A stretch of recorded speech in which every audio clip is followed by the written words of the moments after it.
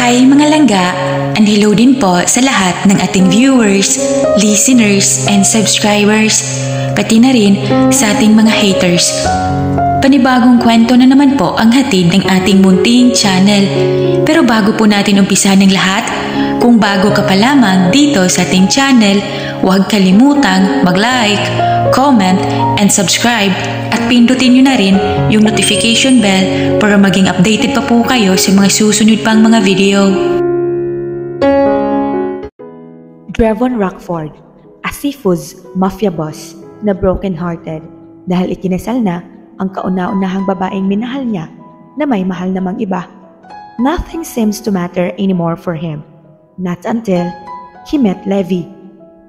Levi's life was simple. Ang gusto niya lang naman ay ang magtrabaho ng mapayapa at maayos sa Rockford Hospital bilang nurse. Pero biglang nagulo ang tahimik niyang mundo simula nung araw na sila'y magtagpo at nalagay sa alanganing sitwasyon ng kanyang buhay nang mapaligiran na siya ng mga taong walang takot mamatay. Will she be able to run away from the life she never wanted? Tara, at simulan na po natin ang kanilang kwento kung saan ito patungo. Kung sa dulo ba ng kanilang kwento, nandoon ang happy ending.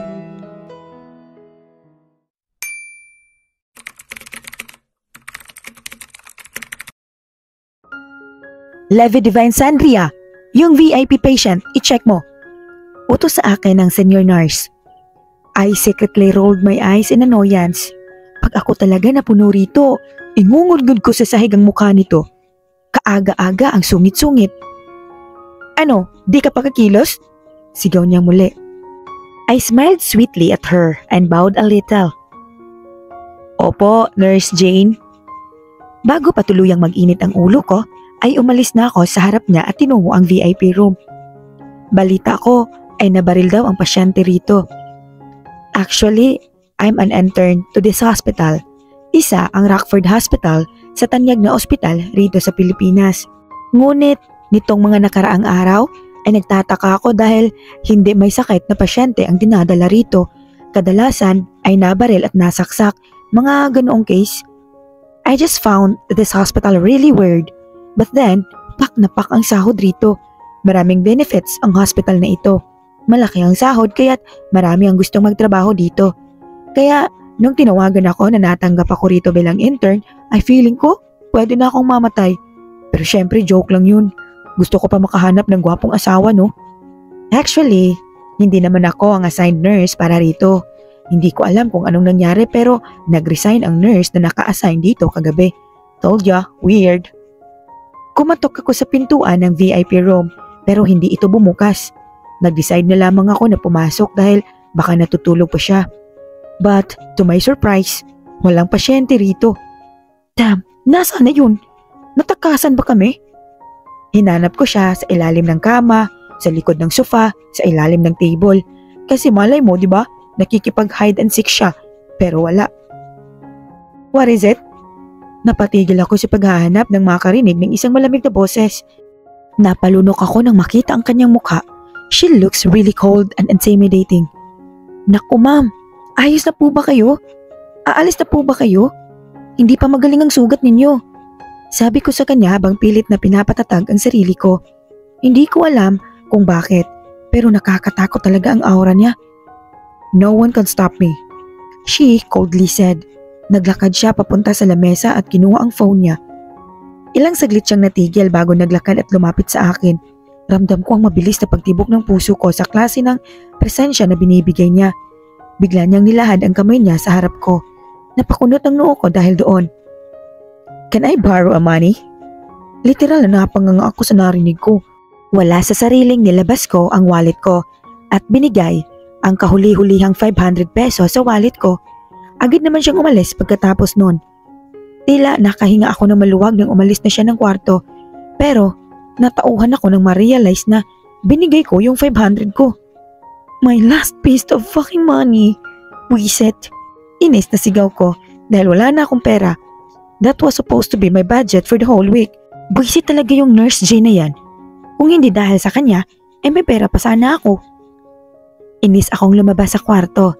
Habang naglalakad sa hallway, ay naramdaman ko ang pag-akbay sa akin nang hindi matukoy na nilalang. Pero yung pabango niya, kilalang kilala ko. Bad mood? Tanong niya habang sabay kaming naglalakad pabalik sa nurse station. Inis akong humarap sa kanya at nag-cross arms. Stephen, biruin mo? Yung kahuli-huli ang pera ko, kinuha pa ng di ko kilalang pasyente. Inis na sabi ko sa kanya. Kumunot ang noon niya at mukhang di makapaniwala sa sinabi ko. Is that a mentally ill patient? Takang tanong niya. Umiling ako, tinuro ang VIP room.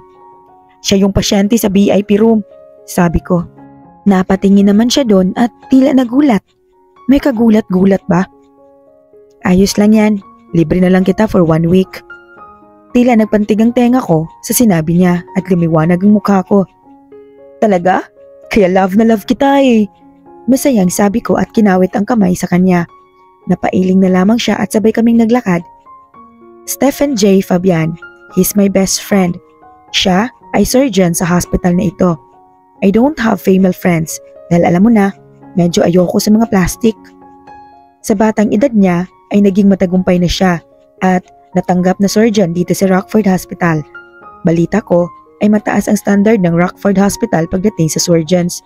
Well, mayaman talaga itong si Stephen dahil unang-una, mataas magpasahod ang hospital na ito at mayaman ang family niya.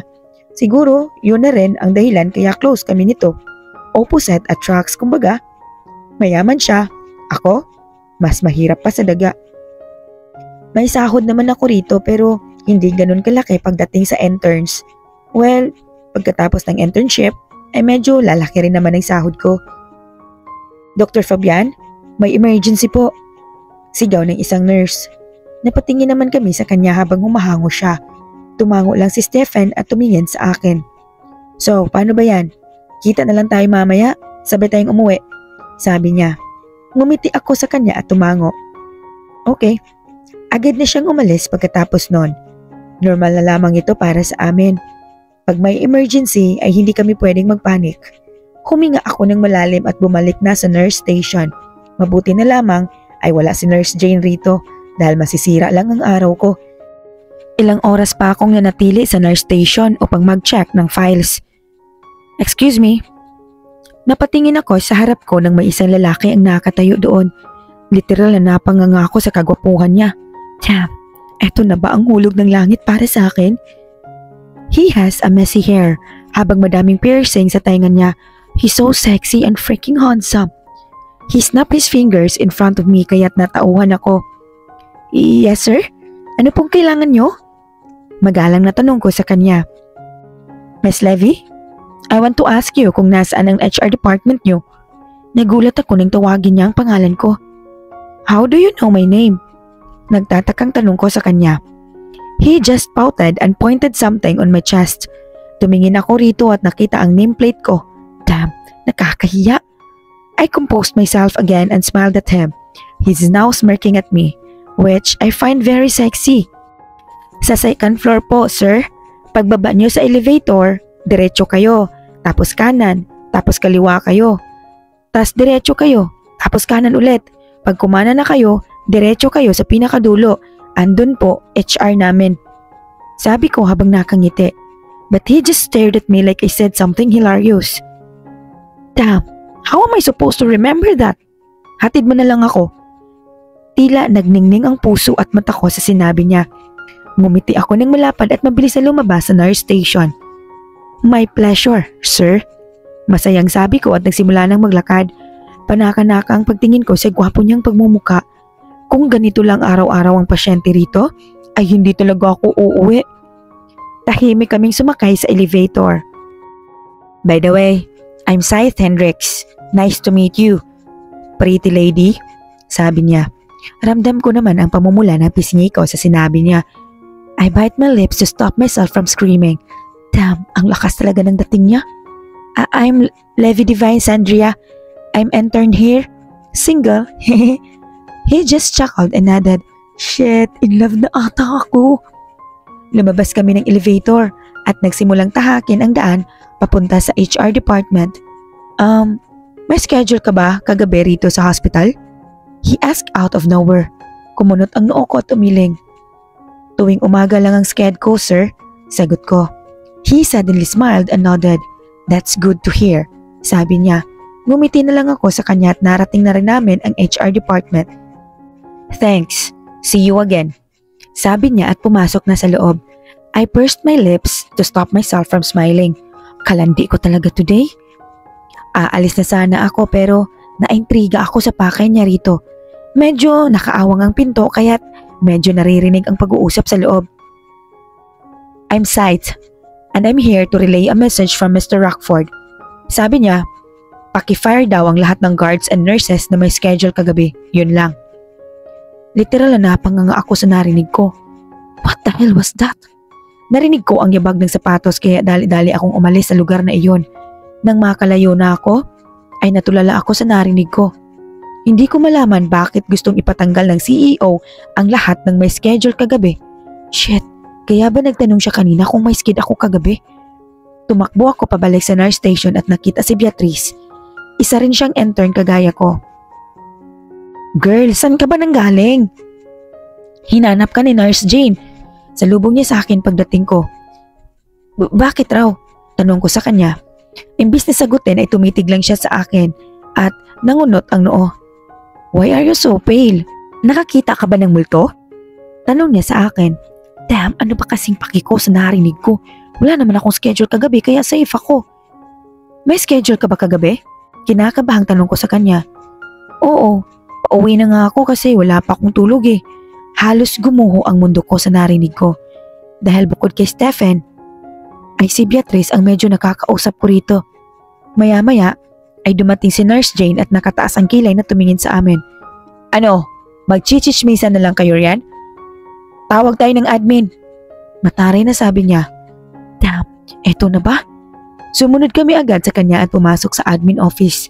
Maraming nurse at security guards ang nandito. Alam ko na kung para saan ito, pero nalulungkot ako.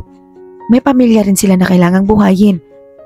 Ano bang problema ni Mr. Rockford at basta-basta na lang mag-aalis ng tauhan? Gipit na ba?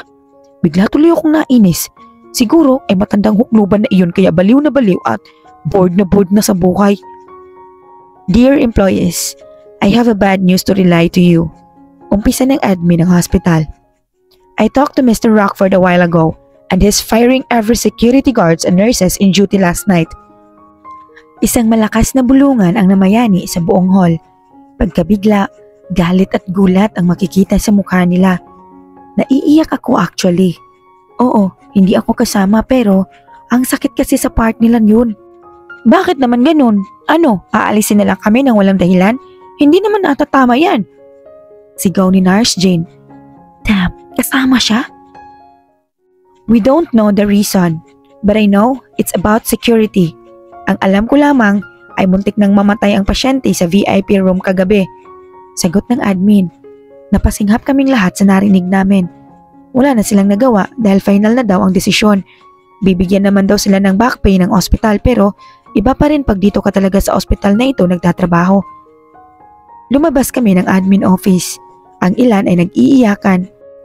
Nakita ko ang mabilis na pag-alis ni Nurse Jane. Sa hindi malamang dahilan ay sinundan ko siya. Nagpunta siya sa kwarto naming mga nurse. Rinig ko ang pag-iyak niya. Feeling ko tuloy, maiiyak na rin ako. Ayos. Nurse Jane? Tawag ko sa kanya.